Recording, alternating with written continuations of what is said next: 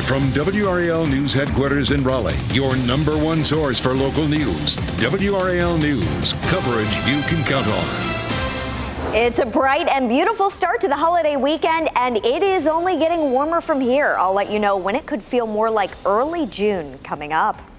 Plus, millions of people are expected to travel to their holiday Easter destinations. What you can expect at RDU and on the roads.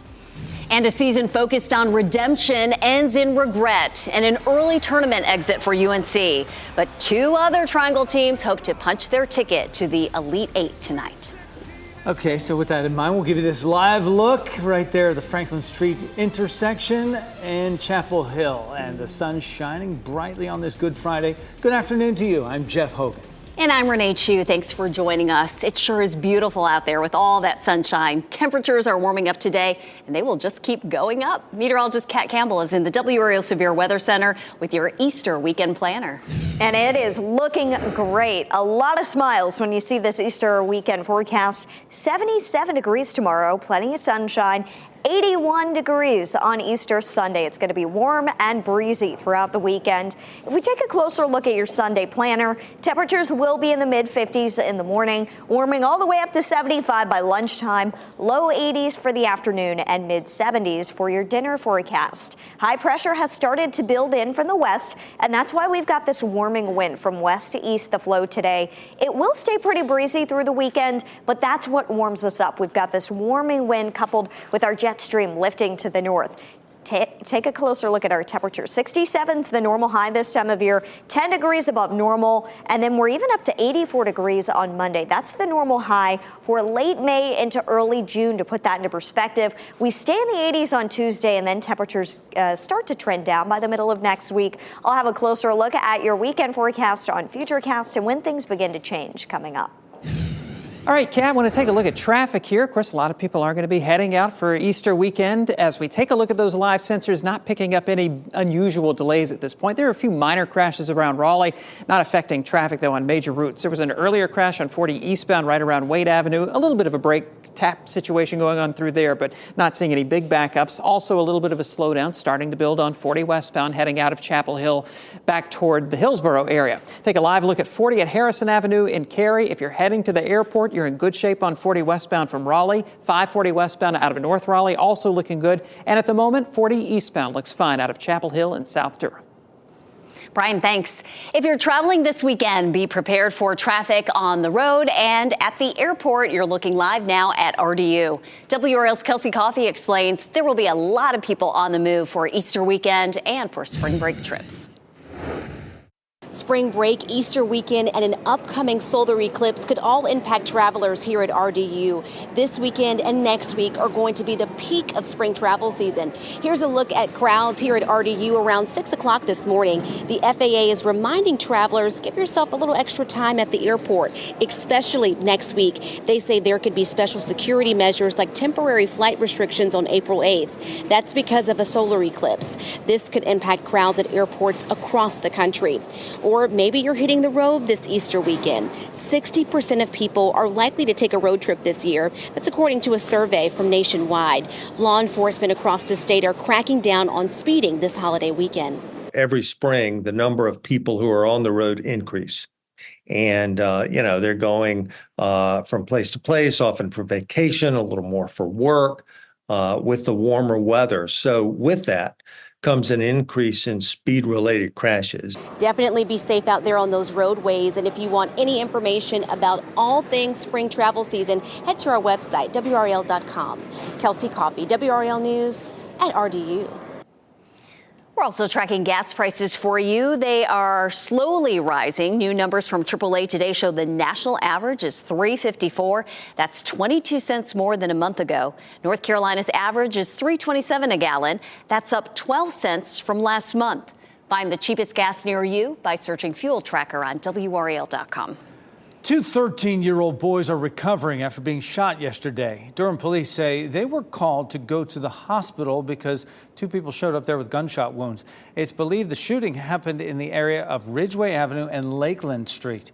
WRAL's Monica Casey spoke with locals there about how they're feeling with the latest act of violence in an area that struggled with these issues before. Police responded to a local hospital just after 4:30 yesterday afternoon for a walk-in gunshot wound. They found two 13-year-old boys with non-life-threatening injuries. The investigation so far suggests it happened at this intersection near a park right next to McDougal Terrace. I feel like it's particularly unfair to the residents who live in this part of town because like just being out a kid in public playing in the playground in the afternoon on a Thursdays, no, it doesn't feel safe. So I feel sad for those families who have to consider that as part of their daily schedules. Durham police say this is still an active investigation and they have no other details to share right now. In Durham, Monica Casey, WRAL News. Two people are being treated for serious injuries after a shooting at a Raleigh community center. One person was shot around 8:45 in the 2600 block of Sanderford Road. As police arrived, the driver of a Jeep sped away and crashed on Evers Drive near Keith Drive. The motive is not clear and neither person has been identified. New this noon, a Warrenton police officer accused of excessive force is off the job. WRAL Investigates received video of one traffic stop where the officer used his taser despite pleas from a woman. Get off of me! Get out of the car! Get off of me! What is wrong with you? Out of the car. What is wrong with you? Get off of me! The State Bureau of Investigation is looking into whether Sergeant Mark Oakley used his taser when it wasn't necessary. Oakley was previously put on leave, and the town says it's cooperating with the investigation. He had been with Warrenton Police since 2018. And happening right now in the WRAL Live Center, a massive effort to clean up after the Francis Scott Key Bridge collapsed in Baltimore is underway right now. A large crane is on scene. Officials are conducting a full assessment of the debris before they can take all of that debris out of the water. It's described as the largest crane on the eastern seaboard. The one you see there can lift up to 1,000 tons. Divers are working in low visibility conditions. They'll have to cut the bridge into manageable sections in order for it to be removed. Another crane is also supposed to arrive from New York, from the New York area to Baltimore by tomorrow. But as salvage efforts are underway, the National Transportation Safety Board also gathering evidence at the scene, also interviewing witnesses and analyzing the ship's data recordings. We've also learned that the Biden administration has approved $60 million in emergency funding for this project. Michelle, thanks. Today, we're remembering the life and legacy of Louis Gossett Jr. The award-winning actor died this morning in Santa Monica, California. WRAL's Ken Smith is here now with a look back at a life steeped in acting and activism. Ken. Louis Gossett Jr. is considered a Hollywood legend, and while his work on screen is so deeply appreciated, he was most proud of his work as an activist. He played some of television, stage, and screen's most recognized characters in 1977 in the landmark television drama Roots, playing the fiddler, for which he won an Emmy. In 1982, his Oscar-winning performance as Best Supporting Actor, playing a hard-tasked Marine drill sergeant in An Officer and a Gentleman. Over the years, many roles on stage and on the small screen made Gossett a household name. In one interview years ago, though, he reflected on the experiences that drove him as an activist to end racism.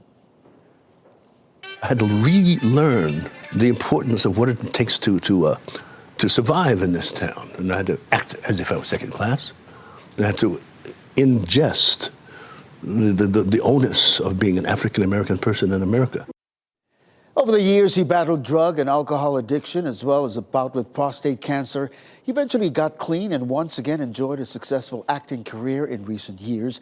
He went on to start a nonprofit called Eracism, dedicated to ending racial prejudice, starting with children and young people. Gossett also appeared in the last year's remake of The Color Purple. His distinguished body of work on screen and activism off screen are his legacy. Louis Gossett Jr. was 87 years old. Renee. And we do not yet know his exact cause of death, but what a legacy he leaves behind. Ken, thank you. Tough night on the court for the Tar Heels as UNC lost to Alabama 89-87 in the Sweet 16 version of this year's NCAA tournament. Armando Bacot and RJ Davis pushed the Tar Heels out to a first-half lead, but the Crimson Tide scored the go-ahead basket in the last minute and finished off the game and the Heels' season. NC State and Duke are still in the tournament. The Wolfpack play Marquette tonight, 7:09 tip-off. 30 minutes after that game ends, Duke will play top-seeded Houston. If both local teams win, they will play each other in the Elite Eight on Sunday. WRAL's Chris Lee is in Dallas, and he'll have coverage of both those games tonight. The weather is perfect for the annual Durham Rescue Mission's Easter community event. This is a live look at the mission where people are lined up to get their free meal and some free giveaways. Volunteers starting to serve those meals right now. They were cooking up barbecue this morning. That hot, hearty meal will include barbecue, hot dogs, baked beans, and more. There will also be an Easter basket giveaway for kids and prize drawings for adults as well. A great annual event. Next at noon, police reforms are being blocked in Tennessee. The laws put in place after the beating death of Tyre Nichols and why the governor there is not enforcing them. Also, tiki torches that pose a burn hazard. The recall in place right now for certain types of citronella flames. Plus, honoring Vietnam War era veterans. At 12:30, we take you to Fort Liberty for the special event honoring the military. Keep watching WRAL News over the air Channel 34 and Spectrum Channel 1257.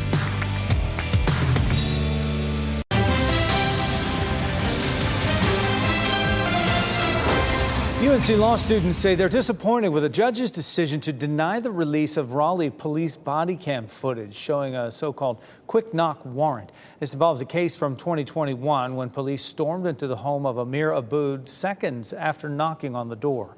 The judge says too much time has passed since the warrant was served and that the execution of the warrant was done in an orderly and standard process.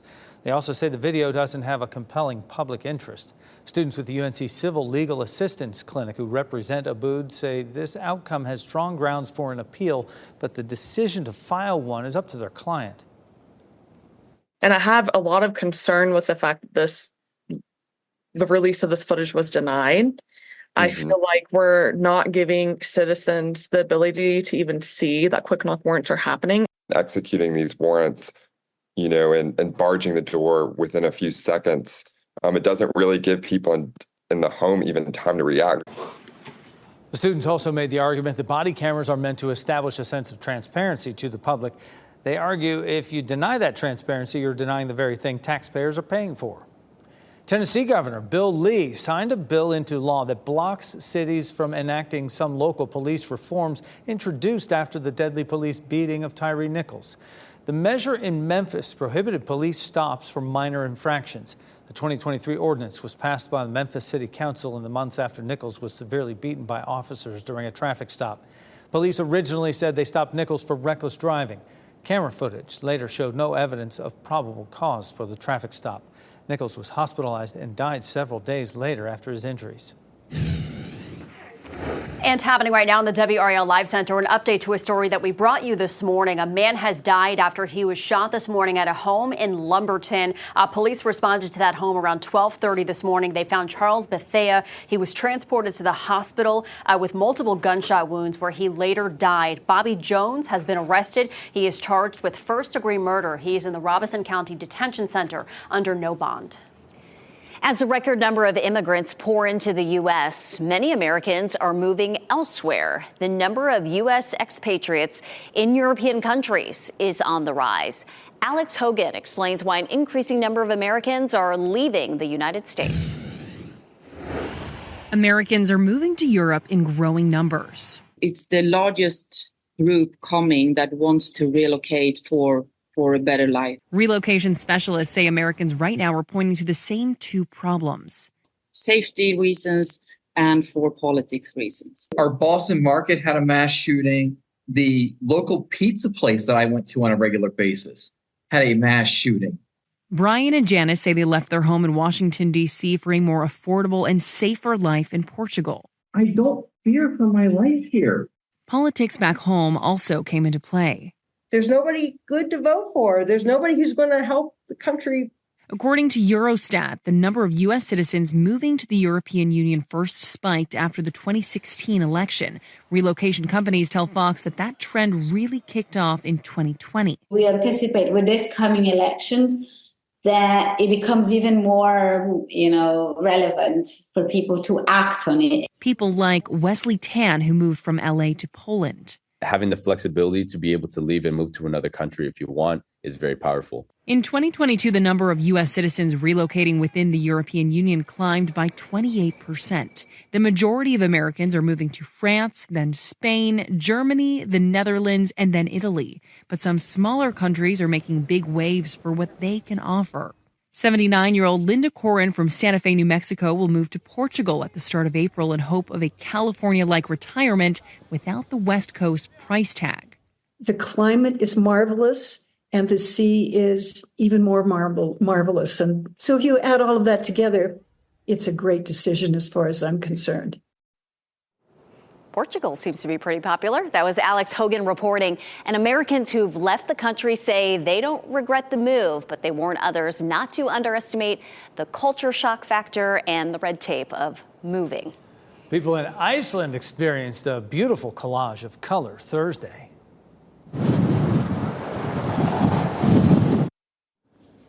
Yeah, what is happening there? A volcano in the southwestern region of the country erupted once again. This time, though, the orange lava was met with the northern lights. A time-lapse video captured the two events coinciding with each other. That region has experienced several eruptions in recent months. People who live there in those nearby towns evacuated before the first eruption in December.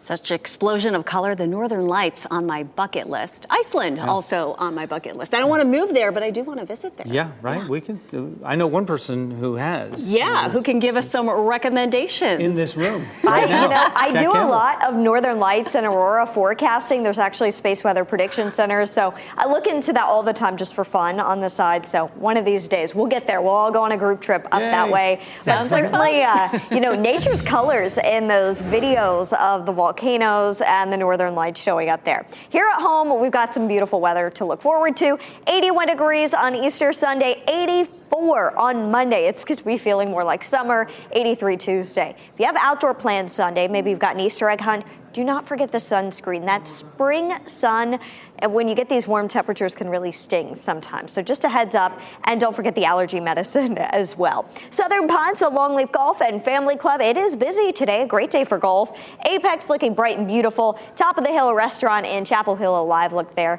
At some folks out and about on this Friday, and looking pretty good in Clinton as well. If you want to head to the playground with your family, it's going to be a great day to do so. Not too hot, not too cold. Temperatures are in the upper 60s by 3-4 o'clock today. Maybe before dinner, head that way and enjoy some sunshine. It is going to be breezy outside. Winds will be gusting to about 25 miles per hour through dinner time tonight, and then the wind should settle down a bit later on tonight, but we maintain a light breeze even overnight.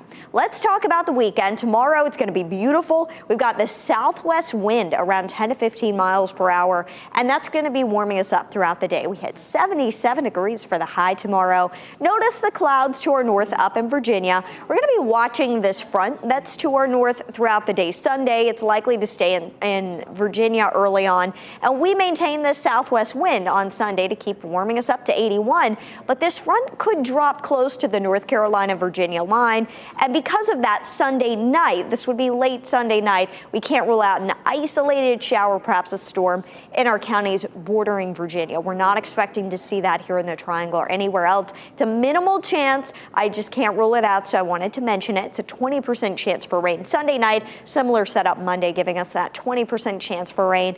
But really, the next significant rain chances come late Tuesday night into Wednesday, and we'll be watching for a thunderstorm mixed in there. Tomorrow, if you're headed to the beach, temperatures are in the upper 60s to lower 70s, mid 60s for the Outer Banks, and Sunday, beach temps will be in the low to mid 70s. A great beach weekend for Easter and spring break. So anybody headed that way, it's going to be beautiful outside. Got a nice forecast for the next several days. Things begin to turn Tuesday into Wednesday, and that storm system that's headed our way could bring severe weather to other parts of the country. It's worth watching that setup here locally. We'll talk more about that coming up in the next half hour. And highs in the low 80s? Very nice. June. Okay, a little early, yes. In the first 3 months of the year, WRAL has reported on 4 young people who've been arrested for 3 separate murders in Raleigh. Today at 4, WRAL data journalist Ali Ingersoll investigates the rise in youth violence in our area and details the effect it has on the juvenile justice system. And tonight at 5, B health scores were an improvement for a couple of restaurants in our area. 5 on your side has this week's restaurant ratings report. Still ahead this noon, warmer weather means more outdoor gatherings. But if you plan to light one particular tiki torch, don't do it. We'll tell you why the company is recalling this common backyard staple. And the company calls it the most trusted automatic fire extinguishing ball. But the government says it could put your family in danger. The reasons why it wants them off the market. BJ's Wholesale Club is recalling about 90,000 tiki torches that could pose a burn hazard. The top of the citronella on the Berkeley Jensen 72-inch torch could break open or fall off while lit. The torches were sold nationwide and on the company's website from January 2015 through November 2023. If you have one, stop using it and return it to BJ's for a full refund. The company has received 9 incident reports, including 2 that resulted in burns. Another big box wholesaler is cracking down on the food courts. A customer in Orlando, Florida, took a picture of a sign at Costco saying people without an active Costco membership card won't be allowed to buy items from the food court. This rule has always been in place, but analysts say it was never really enforced. The membership card rule officially becomes effective April 8th. Facebook's News tab is coming down early next month. The decision comes as Facebook looks to slim down its political and news content following criticism of misinformation. Its parent company, Meta, says users will still have access to news articles and organizations can still promote posts and websites. Meta says the change will not affect who users follow, but it will affect how it recommends content. North Carolina has surpassed its goal of electric vehicle registrations 2 years early. 80,000 EVs are on the road in North Carolina, which is a milestone in the fight against climate change. It also means an increased demand for charging stations. The DOT has funded more than 1,000 charging ports across the state, and in the coming weeks will release a proposal for the first round of fast chargers in North Carolina. Honoring local Vietnam War veterans. We'll take you live to Fort Liberty for this special event. The largest crane on the eastern seaboard is now part of the salvage operation in Baltimore. We'll explain how long the removal process could take. First, here's a look at the winning lottery numbers.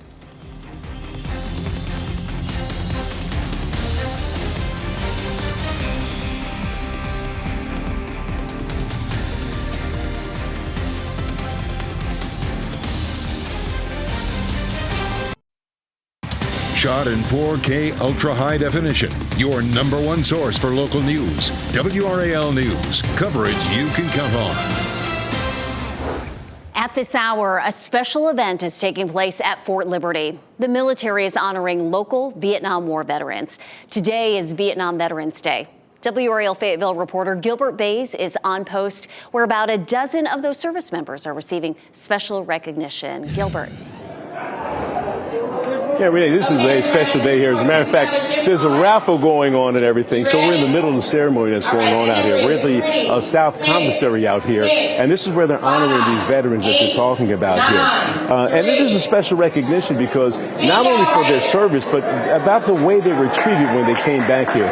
Let me show you some pictures of what's happening a little bit earlier today as this was going on. This is the 9th year for the United States of America Veteran Vietnam War Commemoration. And it is in observance of the more than 6.5 million living Vietnam War veterans and their family members. Now, the numbers are really astounding. We're talking about 2.7 million U.S. service members who served in Vietnam, and of that number, 58,000 were killed in action and more than 300,000 were wounded. But the sad part of all this is that this Vietnam story is just the fact that the way these service members were treated when they returned home. No parades, no glory. They were frowned upon. And that's why celebrations like the one that's going on right here is so very important. Doing this now. I think this is wonderful. This is something that should have been done over half a century ago, but it's never too late to say thank you, and it's never unappreciated. And I, for one, appreciate the outpouring of support from the community.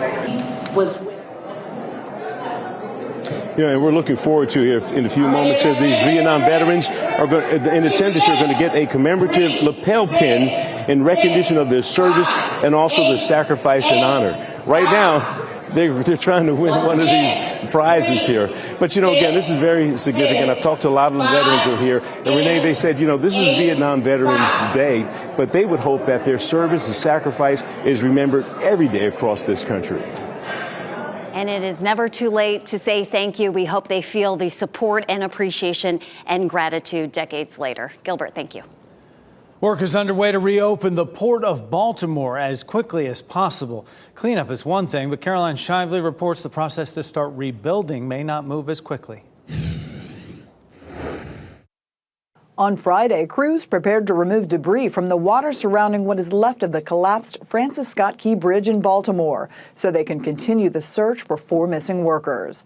To clear the channel, they're using the largest crane on the East Coast, capable of lifting 1,000 tons. Getting the Port of Baltimore running again at full speed is a priority, given all the jobs that are associated with it, all the small businesses, all the other businesses. The Transportation Department has approved $60 million in federal emergency funding to clear the Key Bridge. President Biden says his plan is for the federal government to foot the entire bill, but that's up to Congress. The cleanup and rebuild is estimated to cost at least $400 million and possibly up to $1 billion. We want to be clear that this is just a down payment, the $60 million. It is not the final payment. The timetable could be 18 months to several years.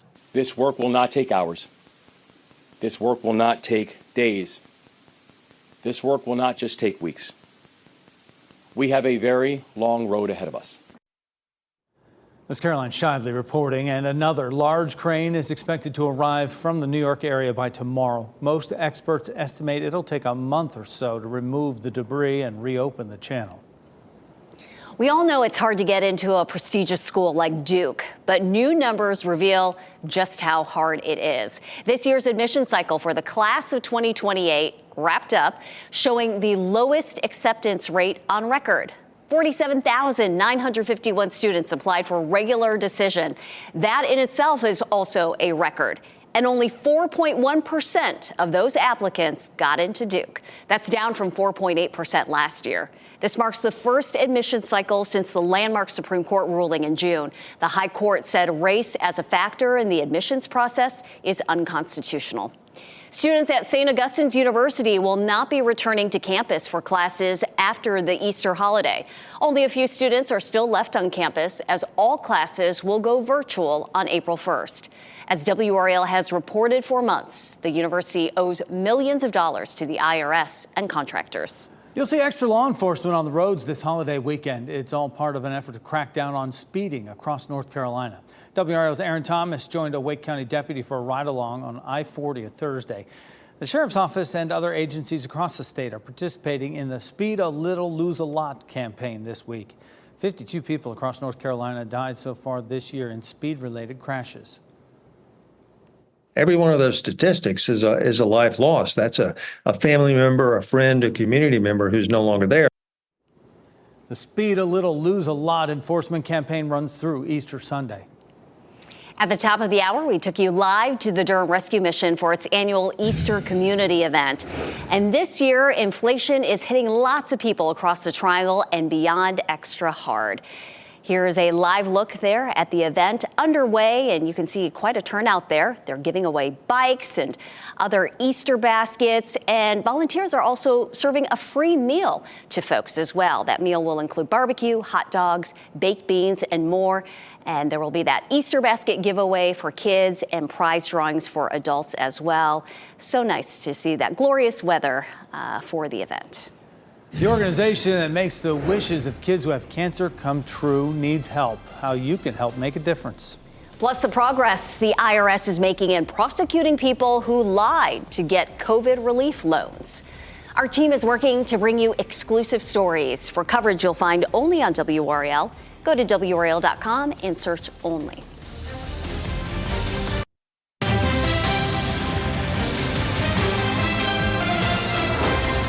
The Social Security Administration is taking action to protect some Americans from losing money benefits when getting food assistance. As of September 30th, people who get funds through supplemental security income will no longer have the amount reduced when they receive food, shelter, or other benefits. Those benefits currently count against and reduce monthly cash support. SSI recipients include elderly individuals and people with disabilities who have limited resources. The IRS's Criminal Investigation Unit has looked into more than 1,600 cases related to COVID fraud. The tax fraud and money laundering cases amount to nearly $9 billion. The agency says almost 800 people have been indicted for their alleged COVID-related crimes. Nearly half have been sentenced to time in federal prison. The Criminal Investigation Unit says it plans to continue investigating now that they have additional resources provided by the Inflation Reduction Act. A consumer agency says a fire extinguishing product shouldn't be used, but the maker disagrees. The Consumer Product Safety Commission says it is warning people not to use a lead brand fire extinguishing balls in the event of a fire. The regulating agency says the products may fail to spread fire retardant chemicals when deployed and don't have protective devices to prevent unintentional discharge. Elite says the product isn't a fire extinguisher substitute, but an additional aid and shouldn't be compared with fire extinguishers and safety. April is World Wish Month, but the Make-A-Wish Foundation needs help granting more wishes for kids diagnosed with cancer. The nonprofit organization announced its new campaign to recruit 1 million new wish makers. Make-A-Wish needs donors, volunteers, corporate partners, and influencers. A new project is turning light from the sky into sound. Even though we can't see something, it doesn't mean that we can't experience something. And that experience involves hearing the total solar eclipse. How one company is using technology to make that possible. Beyonce's new album came out overnight. The twist Queen Bee is bringing to classic country song Jolene, featuring Dolly herself. That's coming up.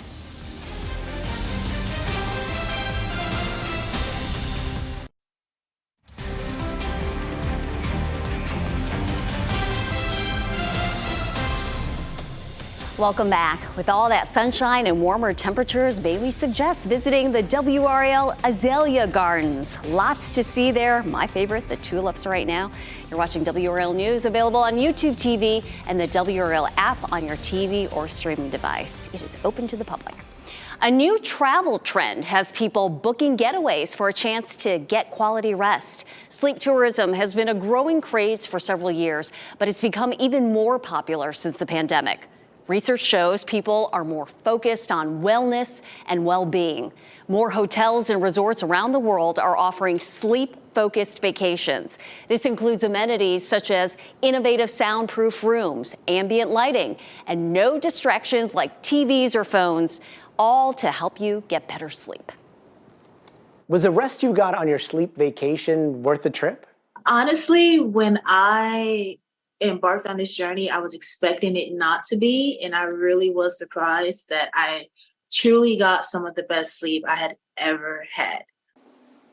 Some resorts and spas are also offering AI-equipped smart beds, meditation, and yoga as part of their sleep tourism packages.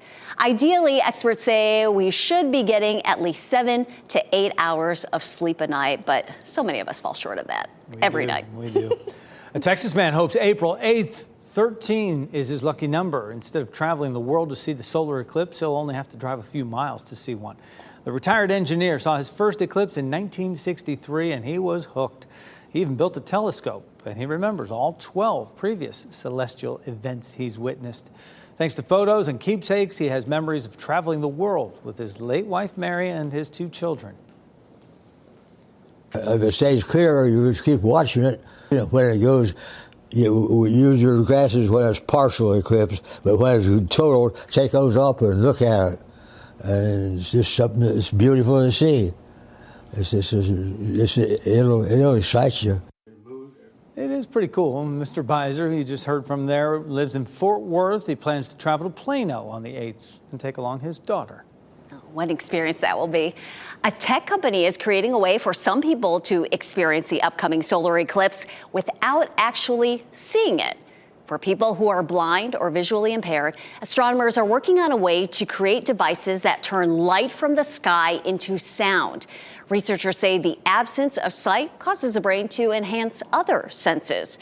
The new technology is meant to allow everyone to experience the rare total solar eclipse.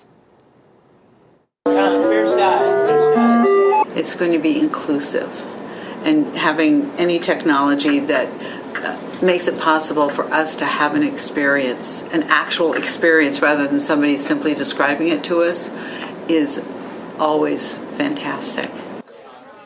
The light to sound devices will be at public gatherings in cities where the eclipse will be visible on April 8th. Today marks a milestone for Ernest Jones of Wake County. Mr. Jones is celebrating his 100th birthday. The World War II Navy veteran, devoted husband, and father of 10 is a pillar in his community. And that's not all. Mr. Jones has 19 grandchildren, 36 great-grandchildren, and 6 great-great-grandchildren. Family and friends plan to celebrate his 100th birthday with a 100-vehicle parade around his home, just to show him some love. Happy 100th birthday, Ernest Jones. How about that? He's also the uncle of one of our Emmy Award-winning producers and directors right now, Kieta. So congrats. Oh, that's so awesome. Mr. Ernest, what a gift it is to not only be able to meet your grandchildren, great-grandchildren, great-great-grandchildren. I know. And he looks great. Oh, we hope he has a wonderful birthday. Hope he eats some cake. And thank you for your service. Yes. The icing on the cake, though, is this beautiful weather. Now, that's a gift in itself that we can all enjoy. It could be an outdoor party. It sounds like it's going to be a really big party with all the family members there to celebrate. Just keep in mind this weekend, if you suffer from seasonal allergies, you're going to want to stock up on the allergy medicine. We'll have very high tree pollen through the weekend and early next week. It's not just warm, but it's windy, so that's going to lift all the pollen that accumulates up into the air for us to breathe in. So just keep that in mind. But boy, it's going to be beautiful. A lot of folks are going to want to spend some time outside. As we wrap things up, here's a look at a few of the headlines we're following today. 2 13-year-old boys are recovering after being shot yesterday. Authorities say the shooting happened in the area of Lakeland Street and Ridgeway Avenue in Durham. Police say this is an active investigation and no other details are available right now. Today, we're remembering the life and legacy of Louis Gossett Jr. The award-winning actor died this morning in Santa Monica, California. He played some of television, stage, and screen's most recognized characters. Louis Gossett Jr. was 87 years old. The big day 2 of the round of 16 for Triangle teams in the NCAA tournament. NC State and Duke play tonight. Wolfpack play Marquette tonight, 7:09 tip-off. 30 minutes after that game ends, Duke will play top-seeded Houston. If both local teams win, they'll play each other in the round of 8 on Sunday. WRAL's Chris Lee is in Dallas. He'll have coverage of both those games for us tonight. New technology is helping researchers learn more about the Founding Fathers' families.